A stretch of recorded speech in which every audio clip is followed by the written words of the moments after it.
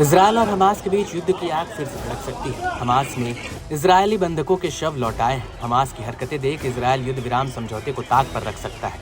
Hamas के बंधकों के बदले ताबूत पर ताबूत भेज रहा है। इससे बेंजामिन नेतन्याहू का पारा चढ़ना तय है। हमास और इजरायल के बीच युद्ध विराम समझौते के पहले चरण की मियाद शनिवार को खत्म की जाएगी। उससे पहले हमास ने इजरायली बंधकों के 4 शव को सौंप दिया। इजरायल ने भी इसे कंफर्म किया है। दरअसल हमास ने इजरायल की ओर से सैकड़ों फिलिस्तीनी कैदियों को रिहा किया जाने के बदले में 4 बंधकों के शवों को रेड क्रॉस को सौंप दिया। ये शव ताबूतों में सौंपे गए। इजरायल को ताबूतों में जो 4 बंधकों के शव सौंपे गए हैं, उनकी पहचान का खुलासा हो गया है। साची ईडान, इत्जाक एलगार्ट, ओहाद याहलोमी और श्लोमो मंजूर के शव इजरायल पहुंच गए हैं। ये चारों 7 अक्टूबर 2023 को हमास के नेतृत्व वाले हमले में बंदी बना लिए गए थे। कौन बना मीडिएटर? इजरायल के एक सीनियर अधिकारी के मुताबिक हमास ने बंधकों के शवों को रेड क्रॉस को सौंप दिया है। 4 बंधकों के शव को मिस्र के मध्यस्थों की मदद से इजरायली सीमा के जरिए पहुंचाया गया। इसके बाद पहचान की प्रक्रिया शुरू हुई। जब हमास ने बंधकों के शव सौंपने लगभग उसी समय रेड क्रॉस का काफिला रिहा किए गए कई दर्जन फिलिस्तीनी कैदियों को लेकर इजरायल की ओफर जेल से निकला। वेस्ट बैंक के बेतुनिया शहर में जयकारे लगाते परिवारों, दोस्तों और समर्थकों की भीड़ जमा हो गई, जो बस के आते ही उसकी एक झलक पाने के लिए धक्का मुक्की कर रहे थे। कैदियों को किसने किया वेलकम?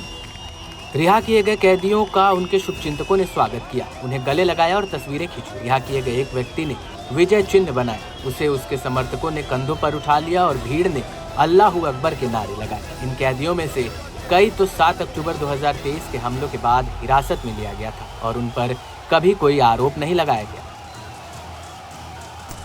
क्यों फंस गया था पेच?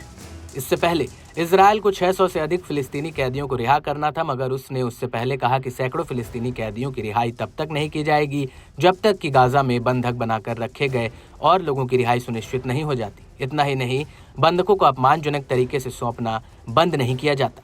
नेतन्याहू ने सेरेमनी नहीं करने को कहा था। हमास ने भी बात मान ली और इस बार उसे सेरेमनी नहीं की। इजरायल ने कहा था कि हमास इस डील को शांति से करे और ऐसे सेरेमनी न करे। इजरायल फिर लेगा बदला। इजरायल और हमास के बीच हुई अदला बदली रात में एक नाजुक संघर्ष विराम समझौते के तहत हुई। यह समझौता इस हफ्ते के अंत यानी शनिवार को खत्म हो जाएगा। आगे ये समझौता और बढ़ाया जाता है या नहीं, ये देखने वाली बात होगी। दोनों पक्षों को इस महीने की शुरुआत में युद्ध को स्थायी रूप से खत्म करने को लेकर बातचीत शुरू करनी थी, मगर ये स्पष्ट नहीं है कि क्या वे बातचीत शुरू हो पाएगी या नहीं।